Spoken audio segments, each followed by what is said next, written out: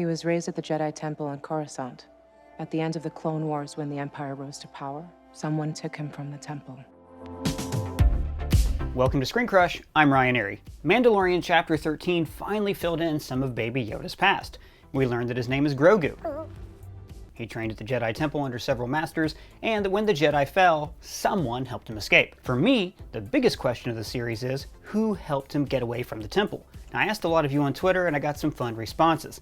I'm going to run through a few possibilities before laying out what I think are the most likely candidates. So there are just a few guidelines we'll have to follow. One, it would probably be a named character. It won't just be some Jedi like this guy who's got a Wikipedia page and an action figure, but not much else. Two, it can't be stupid. We can come up with a lot of fan theories like Rey time traveled using the world between worlds, but that would be stupid, so I doubt Lucasfilm would make that creative decision. Most theories out there are pretty far-fetched like that one. Three, the person who saved him had to know he existed. See, Ahsoka trained at the same temple but never actually saw him, so we can assume that his training was kept secret from Padawans, and that only Jedi Masters knew of his existence. How can you be on the— Take a seat, young Skywalker. And four, his savior either lost him or died, because Grogu fell into the hands of the Nikto crime syndicate from Chapter 1. So let's run through a few theories ranging from least likely to most likely. I've heard Mace Windu, since there are rumors of a young Mace Windu show in development. The idea goes that Mace Windu survived being hammered with Force lightning and getting thrown out of a building. So he comes to, he runs to the temple, he rescues Grogu, and then he just left all the other Jedi to die. This theory violates rule number 2. It's stupid. I don't think so. Mace Windu's death meant something. It was the final domino that caused Anakin's fall. What have I done?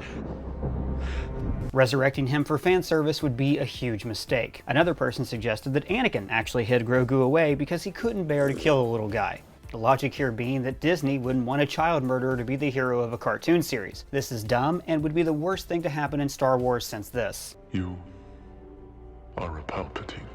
Or this. I've been wondering, what are midichlorians? Or hell with it, even this. McClunky. Similarly, some people think Obi-Wan or Yoda might have saved him in a little cut scene that would fit between the movie scenes, kind of like Ahsoka almost being in Revenge of the Sith. This is also pretty dumb. Obi-Wan already saved 2 Force-sensitive babies. Yoda probably would have continued Grogu's training. Basically, I think there's more creative options out there. So let's get nuts. What about Yaddle? This is the female of Yoda's species that was glimpsed at in The Phantom Menace, but we never saw her again. We've been guessing at a Yaddle-Grogu connection since his first appearance. Maybe he's her hatchling, and she withdrew from the council because her attachment to him was dangerous. But she still visited him or lived on Coruscant, so when the temple was sacked, she saved her baby boy. Maybe. But this seems way too complicated. They would have to explain who Yaddle is, her connection, why she wasn't on the council anymore. It's a lot. I think they would find a much simpler solution. Like Maz Kanata. She's a Force user. I am no Jedi, but I know the Force. At least 1,000 years old, and is good at recovering Force-sensitive plot points. Good question. For another time.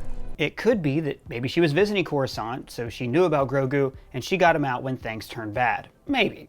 But then how would she have lost Grogu? Her castle is still operational 30 years after the Battle of Endor, so it's unlikely she would have been taken over by a crime syndicate like the Nikto. So while I think Maz will eventually appear on The Mandalorian, she won't be in this flashback. I want to quickly dispel a few other theories because these people weren't anywhere near Coruscant when the Jedi fell. Seer Jenda from Jedi Fallen Order was on Ontatho, Kanan Jarrus was on Kalar, and there's a whole comic that actually shows what happened when he went into hiding. Similarly, we actually seen Kai Adamundi and Plo Koon die in Revenge of the Sith, so it couldn't have been that. Then there's Asajj Ventress, who was once Dooku's Padawan, who later became a bounty hunter, but according to the novel Dark Disciple, she dies before Revenge of the Sith. So that leaves us with 3 of the most likely options.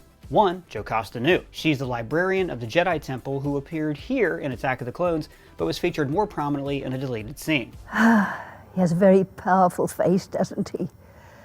He was one of the most brilliant Jedi I've had the privilege of knowing. So here's the thing about Jocasta. According to the comic Darth Vader Dark Lord of the Sith, which is really good, you should check it out, she survived Order 66 and managed to escape Coruscant. But she returned to the Jedi Temple afterwards to recover a kyber crystal that contained the names of the Force-sensitive children in the galaxy. She did this because she had the aim of rebuilding the Jedi Order, so she had a vested interest in Force-sensitive children. Then when she was at the temple, she ran into Darth Vader and a Sith Inquisitor, and she was killed. So what if she escaped the temple with Grogu, and then she left him with someone, I don't know who. You're welcome! And then she couldn't return because Vader killed her. Now all these pieces seem to fit, but there are other options. like Luminara Unduli. This is another Jedi who was glimpsed at in Attack of the Clones and had a little more to do in the Clone Wars series. Here's the thing about Luminara. We know that she survived Order 66, but not for very long. In Star Wars Rebels, it's revealed that the Empire has been using her dead body as bait to draw out other remaining Jedi. So maybe she saved Grogu. The Empire caught up with her,